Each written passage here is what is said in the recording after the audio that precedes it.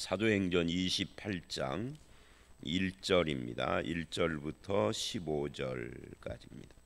이 멜리데 섬 이야기와 로마 입성까지의 그 과정을 지금 기록하고 있는 내용입니다. 이 오늘 본문을 보면 이 멜리데 섬 사람들의 그 사고 방식, 또 그 가운데 하나님이 어떻게 역사하시는가, 이런 것들을 잘 볼 수가 있습니다.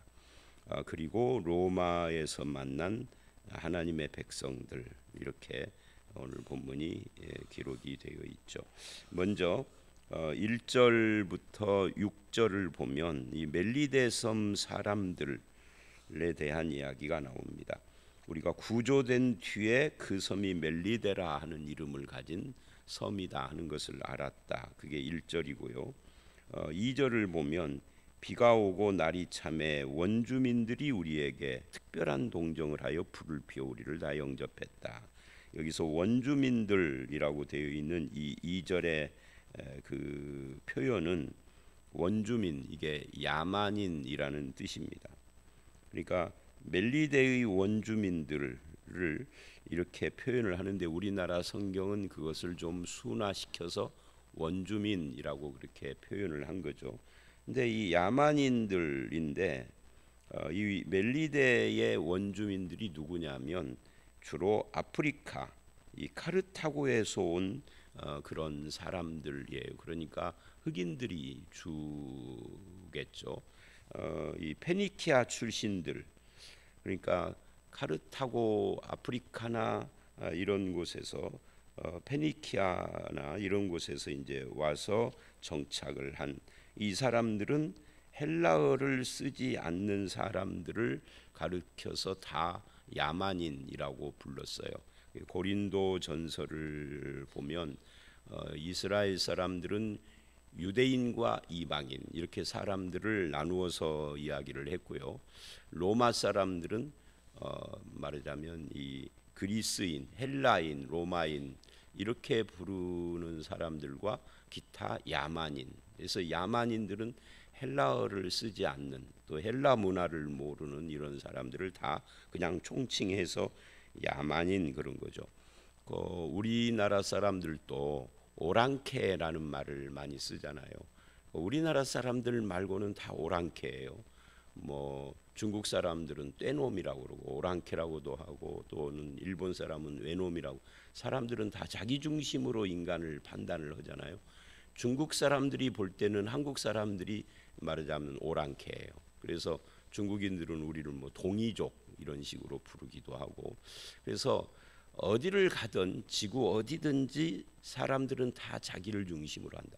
어쩌면 이 멜리데 사람들은 로마 사람들을 어떻게 불렀을지는 성경에 안 나오고 제가 잘 모르지만 멜리데 사람들은 반대로 했겠죠.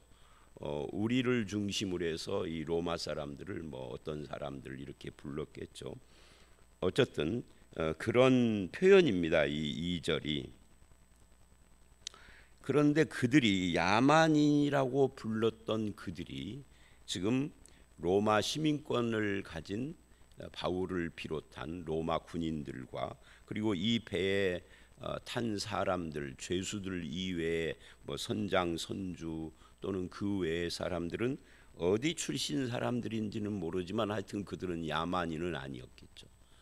근데 그 야만인이 이들을 동정하여 불을 피우고 영접했다. 그러니까 사람들은 그렇게 자기 중심으로 사람을 나누지만 사실은 하나님이, 인간은 모두 다 하나님이 창조한 하나님의 백성들이죠.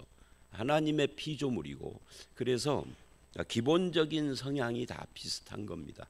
하나님께서 주신 하나님의 형상을 가지고 있기 때문에 그렇습니다. 그러나 그 다음 이제 3절 이하를 보면 이들의 또 다른 모습들이 보여요. 미신적인 모습이 나오는 거죠. 그 불을 피워 놓고 영접을 해서 바울이 나무 한 묶음을 불에다가 던져 넣었는데, 아마 이 나무 한 묶음이라는 것은 그들이 준비해 놓은 거겠죠. 그러니까 장작 한 갭이 뭐 이런 식이 아니라 나무 한 묶음이니까. 근데 그 속에 독사가 있는 걸 몰랐죠. 불에다 넣으니까 독사가 튀어나와서 손을 물었어요. 손을 물게 되니까 그 다음에 이 원주민들이 뭐라고 하느냐면, 짐승이 그 손에 매달려 있음을 보고 서로 말하되 진실로 이 사람은 살인한 자로다. 그러니까 이들이 그렇게 친절하게 영접을 했지만 바울의 손에 독사가 물린 것을 보고, 소위 이제 우리 기독교식으로 말하면 바울이 당하는 이 고난의 모습을 보고, 그리고 금방 그 바울에 대해서 살인자다 이렇게 말을 합니다. 굉장히 미신적인 거죠. 아마 살인자다라고 말한 이유는 미신적인 생각과 함께 바울이 지금 죄수로 호송되고 있다 하는 것을 보고 짐작을 그렇게 한 것이겠죠. 그런데 이렇게 미신적인 생각을 가지고 있었는데 그 다음에 이렇게요. 바다에서는 구조를 받았지만, 어떻게 살아났지만 공의가 그를 살지 못하게 함이로다. 여기서 공의가 그를 살지 못하게 했다 할 때 이 공의라고 하는 이 단어는 우리나라 말로 공의라고 그렇게 되어져 있지만, 이 공의라는 헬라 말이 원래 그리스 신화의 이 복수의 여신 제우스의 딸, 이거하고 관계가 돼요. 복수의 여신, 그러니까 신이 지금 심판을 했다. 그러니까 이 복수의 여신인 이 공의는 응보하는 그런 신인 거죠. 그러니까 이제 우리나라 식으로 말하면 저주를 받았다, 뭐 이런 이야기인 거예요. 그러니까 공의라고 표현을 했지만 이게 미신적인 표현, 우리가 알고 있는 성경이 말하는 그런 공의적인 개념을 가지고 말한 것이 아니에요. 미신적 표현이다라는 것을 알 수가 있습니다.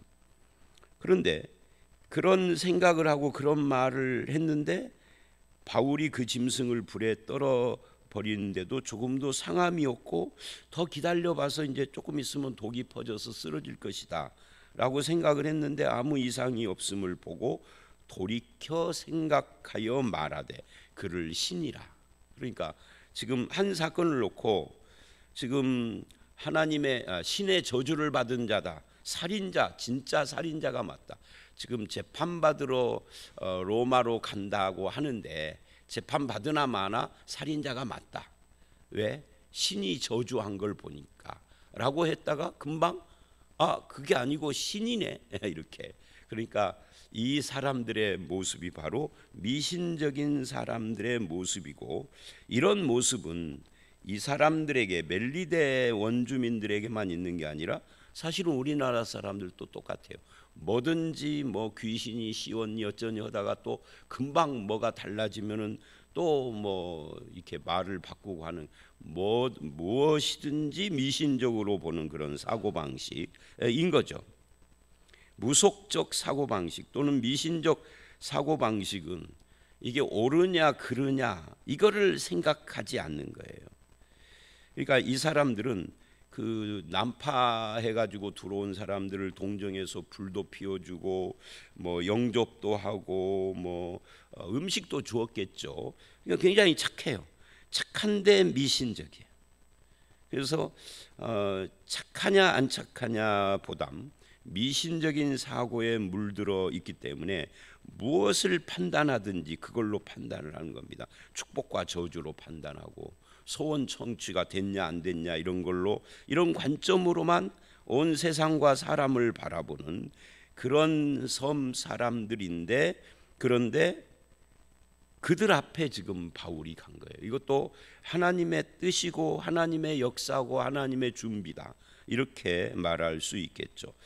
결국 이 사람들의 입을 통해서 바울이 무죄가 증명이 되고, 그러니까 처음에는 죄인이 많네, 저주받은 거 보니까 라고 했다가 신이네 라고 한 것은 이제 바울이 옳다 하는 것을 이렇게 표현을 한 거겠죠. 이것을 통해서도 하나님은 일하고 계신다, 나타나신다 하는 것을 알 수가 있습니다. 그러나 이 사람들의 이런 것을 하나님이 쓰셨겠지만 우리는 이걸 통하여서 내가 믿는 이 신앙, 기독교 신앙도 혹시 그런 식으로 미신적으로 받아들이고 있지는 않은가? 우리도 모든 것을 축복과 저주 이런 걸로 소원 성취와 안됨 뭐 이런 식으로만 모든 것을. 그래서 제가 어저께인가 어떤 분들하고 이야기할 때 어젠가 그젠가 그저께인가 보군요. 미신적인 신앙은 기복적이기도 해요. 그러니까 기복 신앙과 미신 신앙, 신비주의와 미신적 신앙하고 신비주의가 또 연결이 돼 있고요. 그러니까 미신적 신앙, 기복 신앙, 신비주의적 신앙이 다 연결되어 있습니다. 이 사람이 저 사람이고 저 사람이 그 사람이고 다 같은 한 사람이 기복적이기도 하고 신비적이기도 하고 그것이 미신적이에요. 그래서 우리 신앙도 한번 점검을 해볼 필요가 있습니다. 그래서 이런 식으로 우리도 판단을 하는 건 아닌가. 그런 관점과 가치관을 가진 사람은 사탄의 종노릇을 하기가 쉬워요. 그런 상황 속에서 이제 갑자기 저주받은 자에서 신이다라고 하니까 이제 이 섬의 7절로 10절 가장 높은 사람, 아마 추장 같은 사람이겠죠. 가장 높은 사람이니까 보블리오라고 하는 사람이 그 근처에 토지가 있어서 부유하기도 하고 그러니까 바울 일행을 영접해서 사흘이나 친절히 머물게 했다. 그리고는 그 부친의 열병과 이질에 걸려 누워 있는데 바울이 들어가서 기도하고 안수하여 낫게 하며. 그러니까 이 독사에 물린 사건이나 여기 기도하여 열병과 이질을 낫게 하는 이런 모든 것들이 바로 이제 바울을 통하여서 하나님이 역사하여 그들에게 복음을 전하는, 지금 이 멜리데 섬에서 이런 일들을 통하여서 대접만 받고 끝났는지 아니면 그렇게 해서 이 사람들이 예수를 믿는 사람으로 변했는지에 대해서는 확실하지는 않아요. 바울의 성향상 이렇게 대접만 받고 병 고치고 그냥 끝났을 것 같지는 않은데 성경이 그래서 이 보블리오가 예수를 믿고 뭐 교회가 생겼다 이런 표현을 안 하니까 알 수가 없는데 교회가 생겼을 수도 있고 그냥 이걸로 끝났을 수는 있으나 어쨌든 이런 상황을 통하여서 바울은 자기가 믿는 하나님을 드러내고 하나님은 복음 증거의 기회로 바울을 쓰고 계신다. 이런 상황이 어떤 거죠? 배가 파손돼서 죽을 뻔한 위기를 통해서 멜리데 섬에 도착한, 이걸 이제 한마디로 말하면 고난이죠. 하나님은 고난 중에도 하나님이 역사하실 기회를 만들고 바울을 통하여서 저들에게 하나님을 증거하는, 이렇게 열병과 이질이 낫고 난 뒤에 바울이 이거 내가 했어, 내가 신이야 그랬을 리는 없어요. 왜냐하면 14장에서도 바울이 신이다라고 제사를 지내려고 하는 사람들 앞에서 옷을 찢으면서 그거 아니다, 우리가 신이 아니다 하면서 복음을 증거했던 적이 있거든요. 그렇다면 여기서도 그들이 신이라 할 때 가만히 침묵하고 대접만 받았을 리는 없어요. 그런 기회를 통해서 하나님과 예수 그리스도의 복음을 전했을 것이란 말이죠. 그래서 이게 고난과 시련이 하나님의 역사의 기회가 되고 그런 기회를 잡자 어떤 상황에서도 복음을 전하는 바울에게는 이게 하나님의 기회다, 나에게 주신 것이다. 힘들고 어려워도 그걸 통하여서 하나님의 역사를 체험하고 있다. 그래서 우리도 고난 앞에서 하나님이 어떻게 역사하시는가를 믿고 기다리는 그것이 신앙인의 삶이다라고 할 수가 있습니다. 그러니까 인생의 고난과 곤고함은 우리를 누르지만 사실은 다른 말로 하면 그게 복음이 필요하다는 것을 보여주는 것이기도 하죠. 그 다음에 11절서부터 15절 오늘 본문의 두 번째 문단입니다. 여기에 보면 이제 재출발을 하는 내용인데 석 달 후에, 그러니까 그 섬에서 석 달이니까 10월 달에 이 풍랑을 만났잖아요. 그러니까 11, 12일, 그러니까 한 2월 달쯤 됐겠죠. 그래서 그 섬에서 겨울을 난 알렉산드리아 배, 그러니까 이런 거죠. 바울과 함께 거기에 온 사람들 이외에도 다른 배들도 와서 여기서 정박을 한 거예요. 그래서 그런 어떤 알렉산드리아 배를 타고 이제 떠나는 겁니다. 그 배의 머리 장식은 디오스구로라. 여기에 디오스구로라는 이 말도 우리가 주목을 해야 합니다. 이 디오스구로는 아까 공의는 그리스 신화의 복수의 여신이었어요. 이 복수의 여신이 제우스의 딸입니다. 그러니까 그 제우스와 관계된 그런 가족신인 거죠. 그런데 이 디오스구로라고 하는 이것은 뭐냐면 뱀머리에다가 그걸 이제 우리나라의 거북선을 보면 앞머리를 용의 머리처럼 이렇게 한 것처럼 그렇게 해놓은 거예요. 고대 세계에는 그런 것들이 아마 이렇게 좀 뭐 해양 안전하고 관계되는 미신적인 뭐겠죠. 근데 이 디오스구로라고 하는 것은 제우스의 쌍둥이 아들입니다. 그러니까 배를 지켜주는 수호신이라고 하는 거예요. 그러니까 신의 머리를 거기에 장식을 해 놓은 거예요. 그러니까 고대 사람들은 로마 사람들이든 멜리데 그들이 야만인이라고 부르는 사람들은 다 그렇게 미신적인 사고방식이 지배를 하고 있는 거죠. 그러니까 배를 지켜주는 신. 그런데 우리는 여기서 이런 것을 생각을 해야 합니다. 우리의 구원자는 누구냐? 이 디오스구로라고 하는 배를 지켜주는 신이냐? 우리나라 사람들은 디오스구로를 모르죠. 그 대신에 우리에게는 다른 신들이 많이 있잖아요. 뭐 이런 신 저런 신, 뭐 바다에는 용왕이 있고 용왕이 지켜준다. 우리나라 사람들은 그렇게. 그래서 바닷가의 특징이 미신이 굉장히 강하잖아요. 바닷가 사람들이 억세기도 하고 미신이 강하고 그래서 그러더라고요. 그 바닷가 쪽에서 목회하는 사람들은 복음 전하기가 그렇게 힘들대요. 근데 바닷가도 도시화된 곳은 좀 다른데 도시화가 안 된 곳은 지금도 굉장히 미신적이어서 복음 전하기가. 그러니까 그런 상황 속에서 지금 용왕이 우리를 지켜주느냐? 뭐 산에 가면 뭐 산신령 있고 어디 가면 무슨 우리나라도 신들이 굉장히 많은데 누가 우리의 구원자냐 하는 거예요. 예수 믿는 사람의 대답은 당연히 우리의 구원자는 하나님이시고 우리를 위하여 십자가에 달리신 예수 그리스도신 거죠.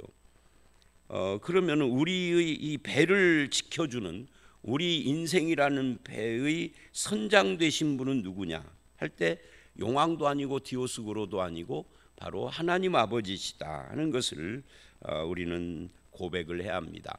그 요나서에도 보면은 요나가 탄 배가 풍랑을 만나 가지고 막 뒤집어지고 침몰을 할 위기에 처하자 그 선장이 그러잖아요.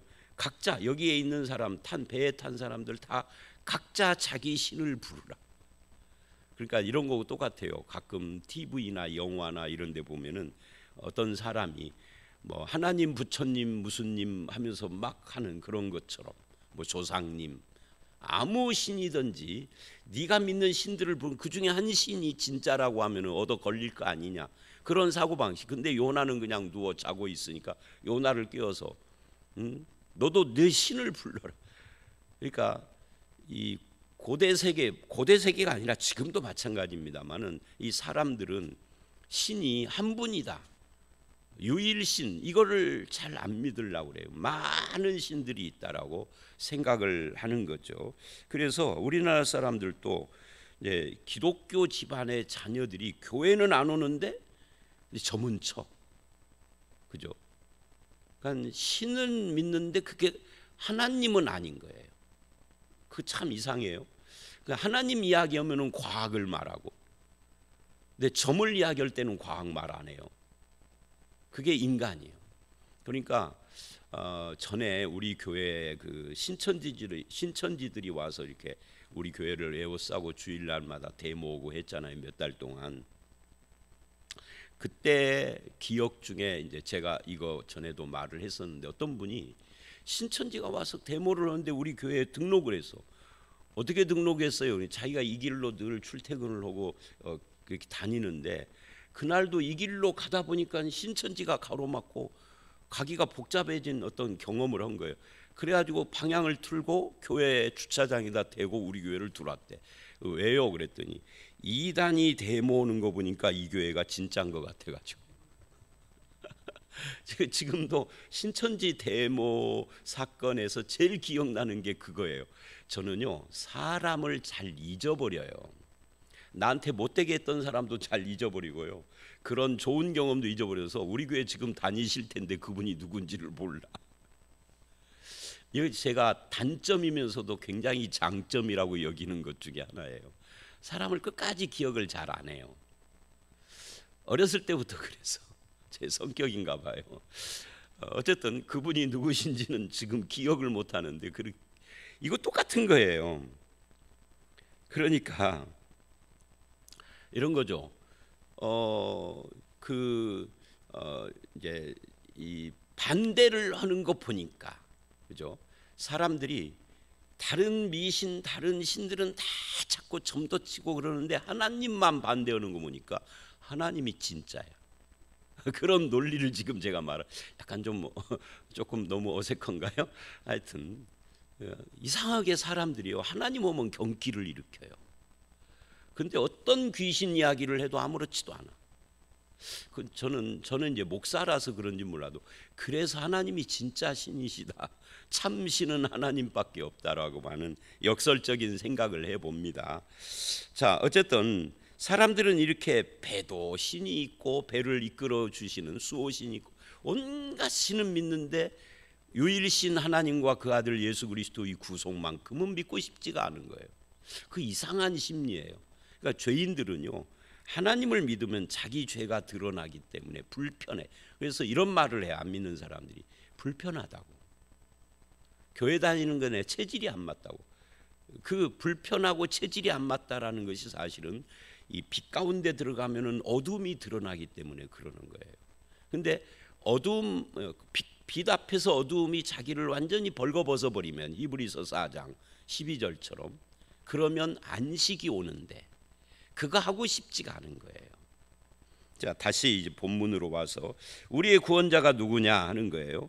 그 다음에 거기에 수라구사에 대고 이제 여기서부터 이제 지명이 나오는 겁니다. 사흘 있다가 거기서 둘러가서 레기온에 이르러 하루를 지내고 남풍이 일어나므로 보디올에 이르러 거기서 형제들을 만나. 이 지명들이 굉장히 생소하잖아요. 성경에도 거의 여기에만 나오는 지명입니다. 근데 이것들을 그 지도에서 찾아보면 이제 그 이탈리아 남쪽에서부터 배를 타고 항구를 이렇게 점 찍듯이 올라가는 거예요. 그래서 마지막에 거기에 보디올에 이르는데 이 보디올에서는 드디어 기독교인을 만난 겁니다. 이게 참 특이하죠. 왜냐하면 사도 바울이 로마에 또는 이탈리아에 복음을 전한 적이 없어요. 그런데 기독교인들이 있는 거예요. 형제들을 만나. 그래서 이탈리아 로마는 그 선교사가 들어가지 않는데 이미 교회가 세워진 특이한 곳인데, 이들이 어떻게 해서 세워졌느냐 하면 유대인들 중에 오순절날 왔다가 돌아가서 세운 교회일 것이다 짐작을 해요. 그건 짐작입니다. 뭐 성경에서 이렇다 저렇다 말을 않고 역사에 무슨 그런 기록이 없으니까. 어쨌든 바울이 세우지 않은, 그래서 이 로마서를 우리가 이제 읽을 때 보면은 로마 교회는 바울이 세우지 않은 교회예요. 근데 바울이 로마를 가고자 열망을 하죠. 지금 사도행전 28장은 지금 그 로마서를 쓴 후의 이야기입니다. 로마서를 쓸 때는 바울이 로마를 간 적이 없어요. 근데 가고 싶어. 근데 왜 그러느냐 하면 신령한 은사를 나눠주고자. 근데 신령한 은사, 신령한 선물이 뭐냐면 복음이에요. 바울이 알고 있는 복음을 너희에게 나눠주고 저들이 알고 있는 복음과 좀 이렇게 좀 대조도 해보면서 저들에게 유익을 주고자. 근데 갈 수가 없으니까 자기가 알고 있는 이 신령한 은사인 복음을 글로 쓴 것이 로마서인 거죠. 그래서 우리에게 유익을 주고 있지만 어쨌든 이 형제들을 만난 겁니다. 드디어 로마서를 쓸 때 그렇게 가고 싶었던 그곳에 기독교인들을 드디어 만난 거예요. 그들은 어떻게 해서 여기를 왔느냐? 이제 그들의 청함을 받아서 일주일이죠. 일주일을 머물고 그리고 로마로 간 겁니다. 로마는 이제 수도고요. 또 그곳에도 형제들이 소식을 들었어요. 그러니까 보디올에서도 형제들이 바울의 소식을, 그러니까 요즘처럼 전화도 없는데 어떻게 소식을 들었는지는 알 길이 없어요. 근데 소식을 들었습니다. 그리고 아비오 광장과 트레이스 타베르네 이게 읽기도 이제 어려워요. 까지 맞으러 오니 바울이 그들을 보고 하나님께 감사하고 담대한 마음을 얻었다. 말하자면 격려를 받았다. 자, 그래서 이 11절로 15절에서 우리는 뭘 보느냐면, 첫 번째는 우리의 구원자가 누구냐, 이게 이제 11절이고요. 그 다음에 나머지 12절서부터 15절에서는 어디를 가든지 예수 믿는 사람들은, 저들도 바울을 처음 봤을 것이고 바울도 처음 봤는데 믿음 안에서 형제단 말이에요. 처음 봤는데 어서 가지가 않아. 신앙이 같아.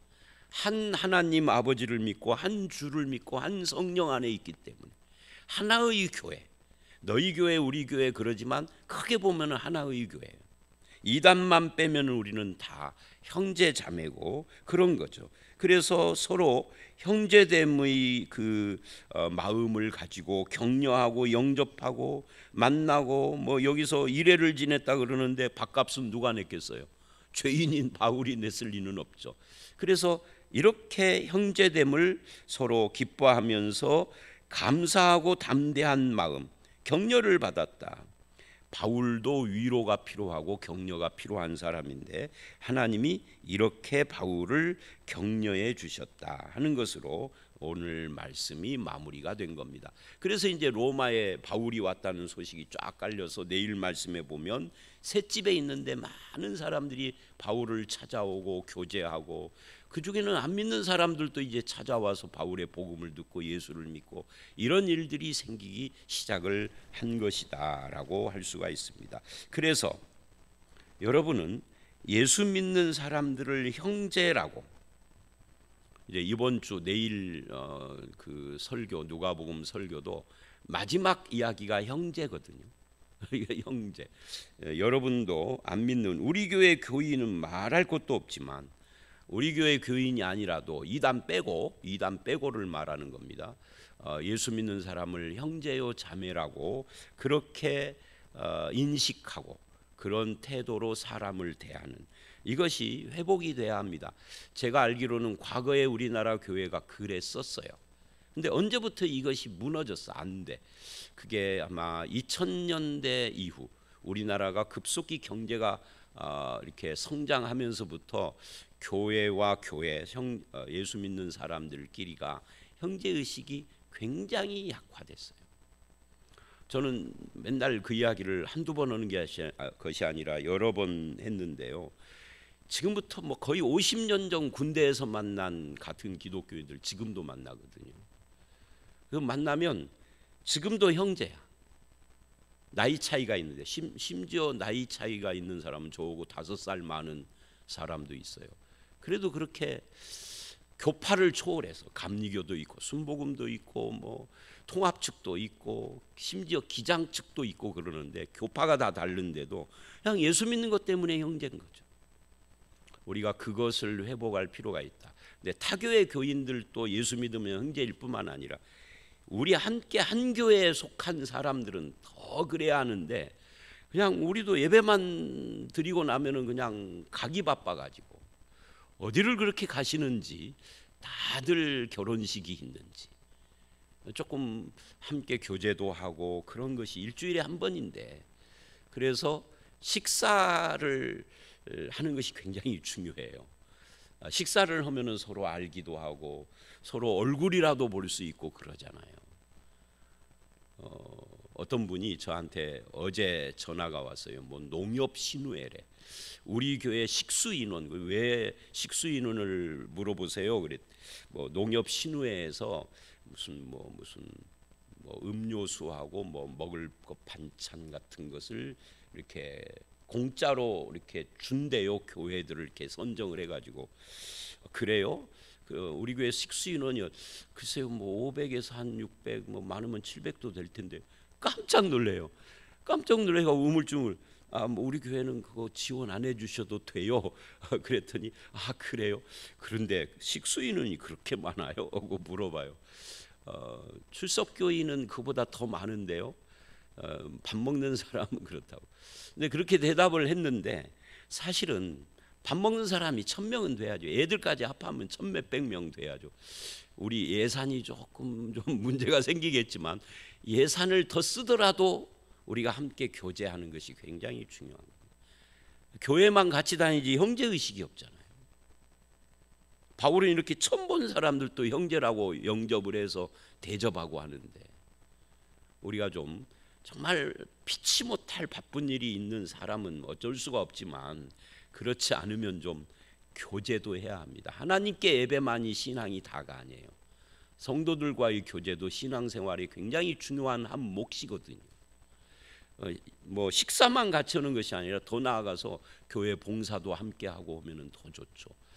어떤 젊은 분들이 교회 봉사를 잘 안 하시다가 교회 봉사를 한번 해봤어요. 그건 뭐 교회 봉사 다른 것이 아니라 그 식당에서 뭐 설거지도 하고 뭐 반찬도 만드는 일을 하고 이렇게 말을 하더래요. 제가 직접 들은 이야기는 아니고 우리 집사람이 들은. 교회 봉사가 이렇게 재밌는 거예요. 그러더래요.